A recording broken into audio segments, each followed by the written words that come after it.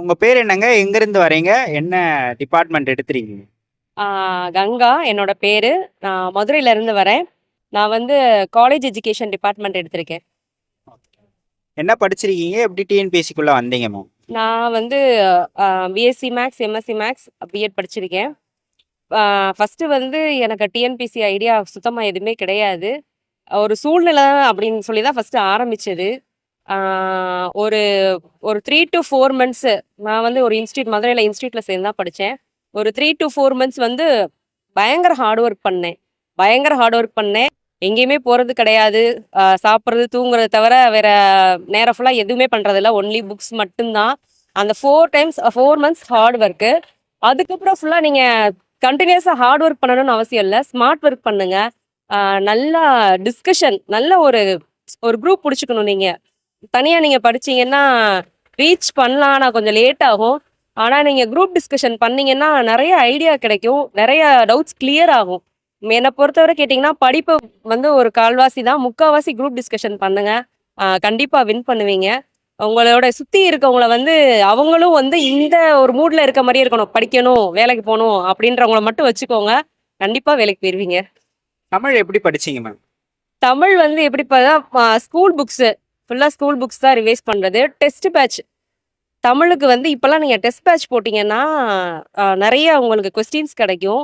So அதில் தான் நம்ம ரிவைஸ் பண்ணுற மாதிரி இருக்கும் தமிழ். ஏன்னா தமிழ் கடல் அளவு நிறைய இருக்குது. தமிழ் வந்து எடுக்க வந்துக்கிட்டே தான் இருக்கும். நம்ம வந்து புக்ஸை படித்து முடிச்சிட்டோம் அப்படின்னா டெஸ்ட் பேட்ச் போட்டோம்னா நிறைய ஐடியா கிடைக்கும். அதுலேருந்து நிறைய கொஸ்டின்ஸ் கிடைக்கும். அந்த ஆன்சரை வச்சு திருப்பி ஒரு கொஸ்டின்ஸ் கிடைக்கும். அதனால் தமிழுக்கு நீங்கள் டெஸ்ட் பேட்ச் போடுங்க, பெட்டராக இருக்கும். கலைச்சொற்கள்லாம் எங்கே படிச்சீங்க? கலைச்சொற்கள் வந்து ஸ்கூல் புக்ஸ் தான். இப்போ நம்ம குரூப் 4க்கு அப்புறம் சொல்லியிருப்பாங்க அந்த ஆத்தரோட புக்கு கலைச்சொற்கள். அது வந்து கிட்டத்தட்ட 1500 பேஜஸ் இருக்கு. திருப்பி குரூப் 2லயே அந்த புக்ல இருந்து தான் எடுத்திருக்காங்க. எனக்கு நேம் டக்குன்னு வரமாட்டேங்குது, சாரி. அதை நீங்க ஃபுல்லா அதை கொஞ்சம் இதா இருக்கும், பேர்டனா இருக்க மாதிரி தான் இருக்கும். ஏதோ டிக்ஷனரி படிக்கிற மாதிரி இருக்கும். ஆனா நீங்க அந்த பேர்டனை பார்க்காம ஓரளவுக்கு நமக்கு தெரிஞ்ச வேர்ட்லயே அப்படியே கனெக்ட் பண்ற மாதிரியே இருக்கும். நீங்க அதை படிச்சீங்கன்னா கண்டிப்பா கலைச்சொற்கள் வந்து ஃபுல்லாவே போட்டுடலாம். மேக்ஸ் எந்த மாதிரி படிச்சீங்க? மேக்ஸ் வந்து பார்த்தீங்கன்னா, நான் மேக்ஸ் மேஜர் தான். எனக்கு அது ஒரு அவ்வளோ பர்டனா இல்ல. ஆனாலும் சின்ன சின்ன மிஸ்டேக்ஸ் விட்டேன்.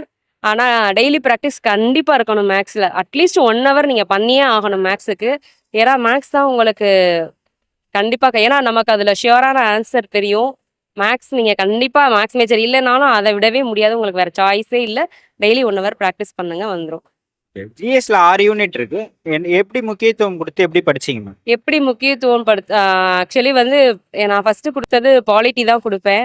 ஏன்னா அது கொஸ்டின்ஸ் கொஞ்சம் அதில் வந்து நிறைய கேட்பாங்க. ப்ளஸ் நமக்கு கொஞ்சம் இன்ட்ரெஸ்டாக இருக்கும் பாலிட்டிக்ஸ் படிக்கிறதுக்கு. அதனால் ஃபஸ்ட்டு நான் அதுக்கு தான் முக்கியத்துவம் கொடுப்பேன். அதுக்கப்புறம் வந்து தமிழ்நாடு ஹிஸ்ட்ரி, இந்தியன் ஹிஸ்ட்ரி, அப்புறம் ஜாகிரஃபி நமக்கு ரொம்ப இம்பார்ட்டன்ட். ஏன்னா ஜாகிரஃபி பொறுத்தவரை நமக்கு 10th புக்கு மட்டும்தான் கேட்பாங்க. ஒரு 5-6 லெசன் தான் போதும், அவ்வளோதான். அதுலேருந்து மட்டும்தான் வரும். ஸோ ஜாகிரஃபி நீங்கள் படிச்சீங்கன்னா ஷுவராக 5 கொஸ்டின் நம்ம வந்து போட்டுடலாம். அந்த மாதிரி எக்கனாமிக்ஸ் ரொம்ப ரொம்ப முக்கியம். ஆனால் அது கொஞ்சம் கஷ்டமாக தான் இருக்கும். பட் அதையும் வந்து ஓரளவு கரண்ட் அஃபேர்ஸில் நீங்கள் கவர் பண்ணிடுவாங்க. கரண்ட் அஃபேர்ஸ்லாம் என்ன சோர்ஸில் படிச்சீங்க மேம்? கரண்ட் அஃபேர்ஸ் பார்த்தீங்கன்னா, நான் இந்த மாதிரி டெஸ்ட் பேட்ச் போடும்போது நான் டெஸ்ட் பேட்ச் போட்ட இடத்துல வந்து எனக்கு கரண்ட் அஃபேர்ஸ் கொடுப்பாங்க. டெய்லி என்னென்ன நடக்குதோ அதை ஃபுல்லாக வந்து டெய்லியும் வந்துடும். ப்ளஸ் வந்து மந்த்லியும் வந்துடும். ஸோ நான் அதை வந்து ரிவைஸ் பண்ணிக்கிட்டே இருப்பேன் அடுத்தடுத்து. நிறைய திருமணமான பெண்கள் இப்போ படிக்கிறாங்க. இப்போ நீங்கள் திருமணம் ஆயிட்ட பிறகு எப்படி நேரத்தை ஒதுக்கி படிச்சீங்க? ஏன்னா நிறைய வேலைகள் இருக்கு. ஐயோ, அது ரொம்ப கஷ்டம். நம்ம ரிலேஷன்ஸ் எல்லாம் வந்து அவங்கள சாட்டிஸ்ஃபேக்ஷன் பண்ணிட்டு, நம்ம வர கெஸ்ட்டையும் சாட்டிஸ்ஃபேக்ஷன் பண்ணிட்டு படிக்கிறது ரொம்ப கஷ்டம். நிறைய பிரச்சனைகள் வரும், கண்டிப்பா வரும். என்ன படிக்கிறது, இந்த மாதிரி நம்மளை கவனிக்கல, இந்த மாதிரி நிறைய வரும். பட் வந்து என்ன சொல்றது, அந்த நேரத்துல அதை வந்து கொஞ்சம் ஆமாங்க, சரி சரி ஓகே அப்படின்னு அவங்களே கொஞ்சம் சமாதானப்படுத்திட்டு தான் போகணும். நான் வேலை வாங்கணும்னு நான் யோசிச்சேன். பரவாயில்ல, எல்லாரும் பேசுற பேச்சுக்கும் இதுதான் நம்மளோட பதில் இதுவா தான் இருக்கும். அப்ப வந்து நம்ம சண்டை போடுறது, நம்ம ஆர்கியூ பண்றது, அது வேஸ்ட்.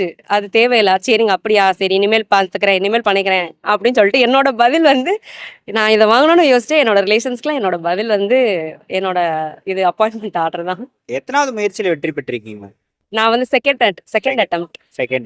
ஓகே. போன முறை என்ன தப்பு பண்ணதா நினைக்கிறீங்க? போன முறை என்ன தப்புனா ரொம்ப சில்லி மிஸ்டேக் தான். கான்சென்ட்ரேஷன் மிஸ் பண்றது தான். எனக்கு தெரிஞ்ச கொஸ்டினே நான் தப்பா எழுதுனது ரொம்ப எனக்கு அது பேக் ஆச்சு. தெரிஞ்ச கொஸ்டினே நான் ஒரு 25 கொஸ்டின் எழுதாம விட்டேன் ஃபர்ஸ்ட் அட்டம்ப்ட்ல. அது ரொம்ப வெக்ஸ் ஆயிட்டேன். அப்புறம் தான் எனக்கு வந்து ஐடியா குடுத்தாங்க, டெஸ்ட் பேட்ச் போடுங்க. அப்பதான் வந்து உங்களுக்கு அந்த பிராக்டிஸ் இருக்கும் அப்படின்னு சொல்லிட்டு. ஸோ நான் டெஸ்ட் போடாம விட்டனால தான் என்னோட ஃபர்ஸ்ட் அட்டெம்ப்ட் வந்து இதாயிடுச்சு. ஃபேமிலில எல்லாம் சப்போர்ட் பண்ணாங்களா கணவர்? பயங்கர சப்போர்ட் பண்ணாங்க. என்னோட ஹஸ்பண்டும் மாமியாரும் அவ்ளோ சப்போர்ட். இப்ப அவ்ளோ ஹாப்பியா இருக்காங்க.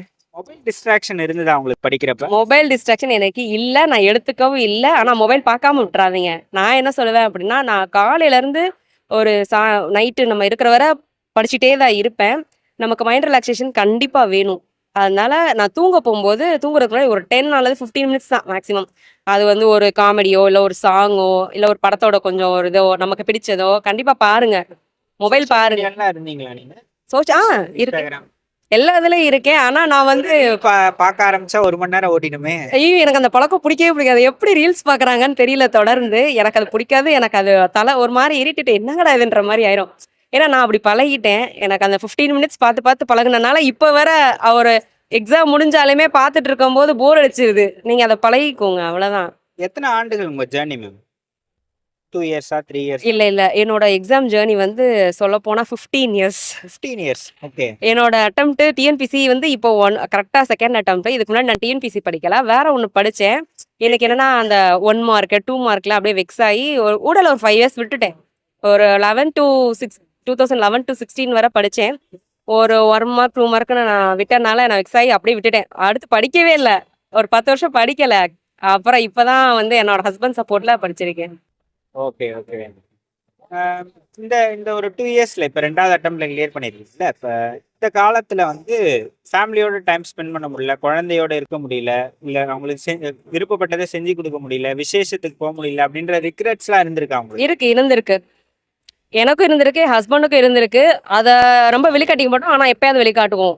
என்ன நமக்கு இப்படி ஓடிக்கிட்டே இருக்கோமே, மைண்ட்ல ஒரு லெட்டர்ஸ் நம்பர்ஸா வந்துகிட்டு இருக்கே, ஒரு இது ஃப்ரீயா இல்லையே அப்படின்னு யோசிச்சிருக்கேன்.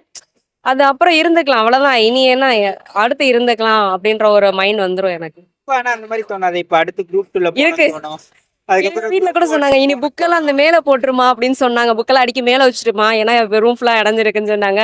நான் இன்னைக்கு கவுன்சிலிங் வந்திருக்கேன். நேத்து வரை படிச்சுக்கிட்டு தான் இருந்தேன். நிறைய பேர் சொன்னாங்க, இன்னுமா நீ படிக்கிறேன்னு. இது மாதிரி ஆயிடும். இப்ப நம்ம குரூப் 4ல ஆமா. அடுத்து குரூப் 2ல வாங்கணும்னு இருக்கும். அந்த நிப்பாட்ட முடியல. நேத்து வரை நான் படிச்சுட்டு தான் திரும்ப இன்னைக்கு கவுன்சிலிங் வந்திருக்கேன். நாளைக்கு போய் நான் திருப்பி புக் எடுத்துருவேன். இந்த கவுன்சிலிங் வந்து வரைக்கும் கிடைக்காம போனவங்க இருப்பாங்க. இன்னைக்கே நிறைய பேருக்கு வந்து கிடைக்கல. அந்த மாதிரி போறவங்களுக்கு நீங்க என்ன ஆலோசனை சொல்லுவீங்க? நான் என்ன சொல்லுவேன்னா, நான் ஒரு 2011ல இருந்து 16 வரை நான் படிச்சு கிடைக்கலன்னு வெக்ஸ் ஆகி, இப்போ ஒரு 10 வருஷம் ஆயிடுச்சு. இப்போ 2025 ஆயிடுச்சு. 2016ல விட்டேன்னு நினைக்கிறேன் படிக்கிறத. மேபி நான் படிக்காம விட்டுருந்தேன். அந்த வெக்ஸ் ஆகாம இன்னும் சரி நமக்கு இன்னொரு படி தான் இருக்கு, இன்னொரு 2 படி தான் இருக்குன்னு நான் நினைச்சிருந்தேன்னா, ஒருவேளை 2018 19 அந்த 20க்குள்ள வாங்கியிருப்பேன் நானு. ஒரு 6 ஆண்டு 7 ஆண்டு அனுபவம் பெற்றிருப்பீங்க. இப்ப வேலை செஞ்சு எக்ஸ்பீரியன்ஸ் ஆயிட்டு இருக்கும்னு சொல்றேன். நான் வந்து இப்ப விட்டுருக்க கூடாது, விடக்கூடாது. நீங்க வந்து மனசை விட்டுறவே கூடாது. விட்டுட்டீங்கன்னாலும் சப்போர்ட்டுக்கு ஒரு ஆள் கண்டிப்பா இருக்கணும். நம்மள தூக்கி விடுறதுக்கு ஒரு ஆள் வேணும். நமக்கு நம்பிக்கை கொடுக்கணும். அப்படி ஒரு ஆள் இருந்துச்சுனாலும் வந்துடலாம். வெக்ஸ் ஆகாதீங்க. அடுத்த அட்டம்ப்ட்ல கண்டிப்பா கிளியர் பண்ணிடுவீங்க. ஓகே. இப்ப எப்படி இருக்கு? ஆர்டர் வாங்கிட்டீங்க இப்ப? செம்மையா இருக்கு. ஜாலியா இருக்கு. ரொம்ப நல்லா பேசுனீங்க. வாழ்த்துக்கள். ஓகே. திரும்ப அடுத்த வாட்டி குரூப் 2ல சந்திக்கலாம். தேங்க்யூ. திரும்ப உங்களை இன்டர்வியூ எடுக்கணும்னு நினைக்கிறேன். வாழ்த்துக்கள். Thank you sir. தேங்க்யூ.